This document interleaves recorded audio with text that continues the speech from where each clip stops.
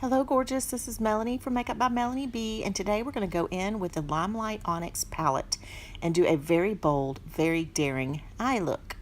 Now I did do Candlelight ShadowSense as my base primer first before I started applying any eyeshadow. I'm only going to do one eye so I can show you, and it doesn't take 20 minutes to do. But here I'm taking that darkest black in that palette, and I'm going to go in and make a V in my outer corner, and then I'm going to go in under my eye and make sure I just pull it underneath so that it just continues as my eyeliner. Now what I'm trying to do there is just clean it around the edges. People do use the tape trick. I never have any tape except shipping tape, and I don't think that would be really good for my skin, and it would probably pull all my makeup off. So I'm just going to go ahead and apply that, and I'm just going to blend it until I feel like I have a really nice V right there. Of course it's a rounded V.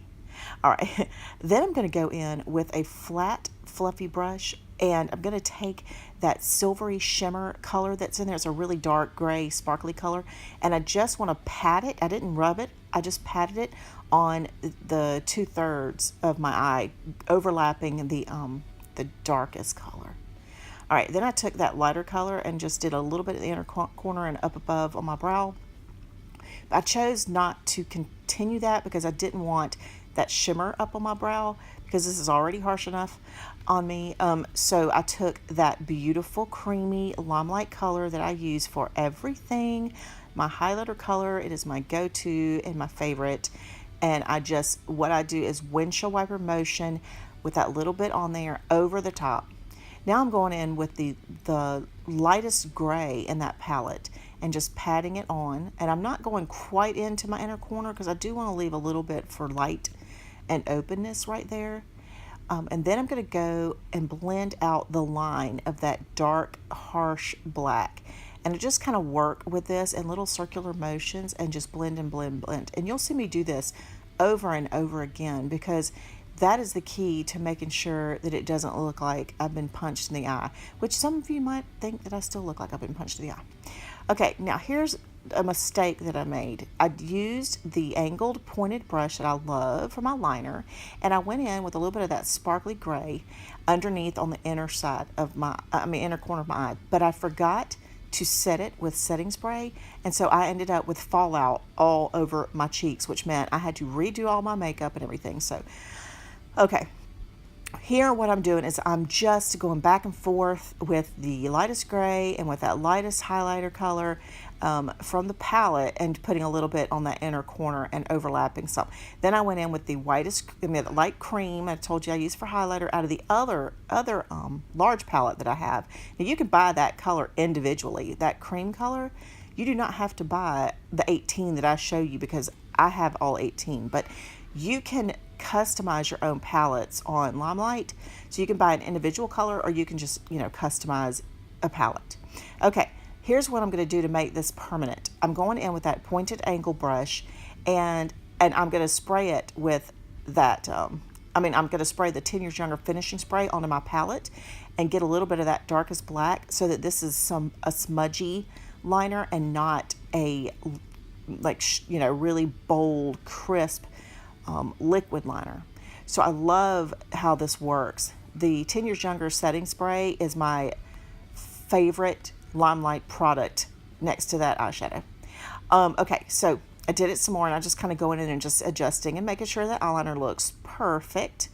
And then I'm going to go in with the black Limelight liquid liner, and all I'm doing there is just adding a little bit of really solid black lining. It is like ultra black, and so what that's doing is it's taking that really smoky black that I put on there and just kind of popping it up a notch, as if this needed it, right? All right, then I'm going back and I'm perfecting again that little line where the highlight meets the darkest black, and just blending and blending. And I keep going up to my brow, you'll notice, because I want to make sure that that is going to stay open looking and not turning kind of gray because of the colors that I'm blending together. Okay, now at first I thought, you know, this is going to be an epic fail. You guys will never see this, but I loved it. All right, here's that that little eyelash curler that I told you about the other day. You pull the little easel down, you put your eyelashes on it, and what I do is I hold it for 5 seconds at the very base. I pull it a little bit, I release it and move it forward a little bit. I do it another 5 seconds, and I do that until I get to the tips of my eyelashes, and that gives me a really great curl without having any kind of indentation in my lashes. All right, now here I'm going to do my brows. This is kind of boring. I mean, I know it's brows, but my brows are really tricky, and it's hard for me to get them both looking exactly the same. So you'll notice in some videos that I've done that my eyebrows don't look the same, but I can't for the life of me get them to look, you know, exactly the same. So I work my head off on these. But anyway, so this is a BeautiControl tool. Well, it's a BeautiControl tool also. It is a dark brow pencil, and it's got this little comb on one end, which is really handy. So I just filled in a little bit and then use that comb to smooth them out. Then I go back and touch up again with my little creamy highlighter because I just wanted to make sure that it was none missing there and it was really smooth. You see how blended that is? I mean, that is blended. Okay, then I took the BeautiControl black liner, pencil liner, and I just kind of overlapped and did my waterline. You could use any black liner that you have like this. There's some really good ones on the market. I just have this one and I really like it, and so that's what I used. Now I'm going in with some Onyx ShadowSense on my angled brush, and I'm going to just put that right over the top of this powdery thick liner on the bottom. And the reason I'm doing that is because you guys know that is waterproof, and that once I get this on here, this is going to stay. So I'm not going to have to worry about really that transferring to under my eye like I would have, you know, if I was using a normal liner. All right, now I'm going in with the BeautiControl Dramatic Lash Mascara. Now, I do want to tell you guys one more time, BeautiControl is no longer a company. It was owned by Tupperware, and so Tupperware decided that they didn't want to be in the beauty business anymore, and all of a sudden they decided they were going to, you know, get rid of BeautiControl. BeautiControl was around for like 50 years, I think. Well, this company is going to transition and open up in January to a whole new company, so I'm going to go ahead and just use the products that I have, because when it transitions, I probably will be, you know, part of that, because they do have some fabulous spa products and some other things. But there's the finished result, you guys. I think it turned out better than I ever imagined, and this is before my lipstick. I hope you love it.